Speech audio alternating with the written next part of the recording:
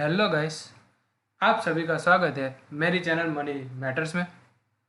तो आज हम बात करेंगे क्रेडिट इंफॉर्मेशन रिपोर्ट के बारे में। तो आप सबको पता ही होगा, आज के ज़माने में क्रेडिट यानी कि हम कभी भी लोन लेने जाते हैं, कोई भी प्रकार भी हो। अगर समझ लो आप एजुकेशन लोन लेने जाते हो, आप पर्सनल लोन लेने जाते हो, आप व्हीकल के लिए लोन लेने जाते हो, या फिर आप मकान लेना चाहते हो, तो सबसे पहले बैंक वाले क्या चेक करेंगे? आपकी क्रेडिट, कि आपकी क्रेडिट कैसी है। अगर आपने पहले कभी भी कोई लोन ली है तो आपने वो किस तरह पेमेंट किया है, एक ही बारी में पेमेंट कर दिया है, मतलब कि बीच में कोई भी प्रकार की प्रॉब्लम के बिना ही आपने पेमेंट कर दिया है, या आपकी क्रेडिट बिगड़ी हुई है, वो सब बैंक पहले देखती है। फिर आपकी लोन लिमिट और आपका इंटरेस्ट रेट सब वो डिसाइड। तो इसके लिए आपकी क्रेडिट रिपोर्ट, जो कि इंफॉर्मेशन क्रेडिट कंपनियों के द्वारा बनाई जाती है, वो बहुत ही मायने रखती है। क्योंकि उस हिसाब से ही डिसाइड होगा कि आपको कितनी लोन मिलेगी, आपको लोन मिलेगी या नहीं, वो सब वही डिसाइड करता है। ठीक है। मान लो कभी भी आपकी क्रेडिट इंफॉर्मेशन रिपोर्ट में अगर गलती आ जाए, जो कि आपकी क्रेडिट अच्छी है पर फिर भी अगर कंपनियों के द्वारा, जो भी कंपनी है जो क्रेडिट इंफॉर्मेशन रिपोर्ट बनाती है, उनको सीआईसी भी बोलती है, तो वो सीआईसी के द्वारा अगर आपकी क्रेडिट इंफॉर्मेशन रिपोर्ट में गलती कर दी जाए तो आपकी क्रेडिट पर बहुत ही बुरा असर पड़ेगा। क्योंकि आपको फिर लोन लेने में भी प्रॉब्लम होगी, आपको रिजेक्शन का सामना करना पड़ेगी। आप अगर समझ लो कोई भी XYZ बैंक में गए और आपने लोन के लिए एप्लीकेशन भरी, तो उसमें रिजेक्शन आ सकता है क्योंकि आपकी क्रेडिट रिपोर्ट बिगड़ गई होगी गलती से। तो ठीक है, तो इसमें तो आपका नुकसान हो जाएगा ना, बड़ा वाला नुकसान हो जाएगा, क्योंकि आपको लोन नहीं मिलेगी।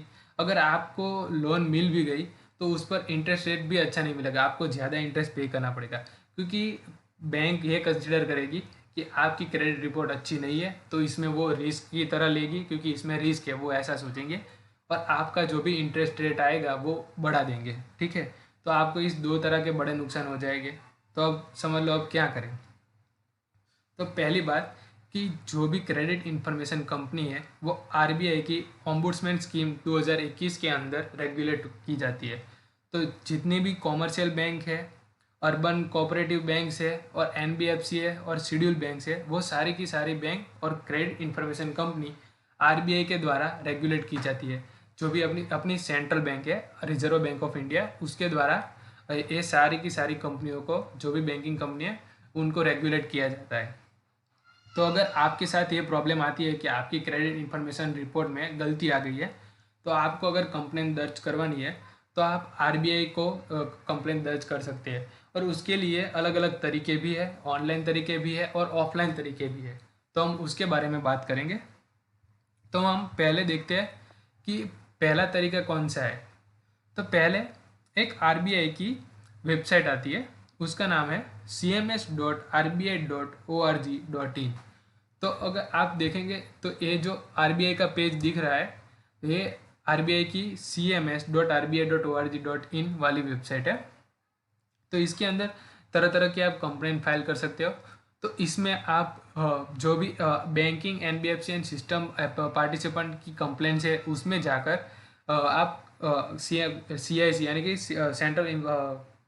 सेंट्रल इंफॉर्मेशन जो भी रिपोर्ट बनाती है आपकी, उनकी कंप्लेंट आप दर्ज कर सकते हैं कि आपकी जो भी सीआईसी के द्वारा जो रिपोर्ट बनाई गई है वो गलत आ गई है। ठीक है। तो आपको इसमें से आपको पूरा का पूरा बेनिफिट मिल जाएगा, और आपकी जो रिपोर्ट है वो सुधर जाएगी, कि जो अपनी क्रेडिट की इंफॉर्मेशन रिपोर्ट है वो सुधर के आ जाएगी। तो पहला तरीका ये ऑनलाइन वाला ये हो गया। फिर दूसरा है एक टोल फ्री नंबर, जो कि है 14448।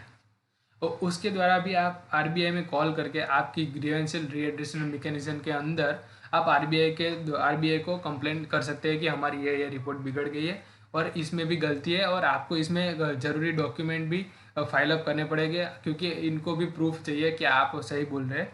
तो इसके लिए ये नंबर भी है जिसके द्वारा आप अपनी कंप्लेंट फाइल कर सकते हैं।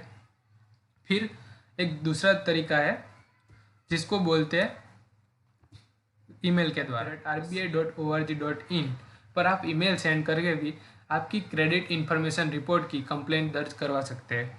आपके साथ जो जो भी इश्यू हुआ है, जो जो भी प्रॉब्लम हुई है, वो सारी आप इसमें डिस्क्रिप्शन में लिख सकते हैं, और आपको भी प्रूफ भी बताना पड़ेगा कि ये मेरा प्रूफ है, देखिए ये रिपोर्ट सही है, और मेरी जो भी जो भी मेरी क्रेडिट है वो सही है, पर एक क्रेडिट कंपनी के द्वारा रिपोर्ट सही बनाई गई नहीं है।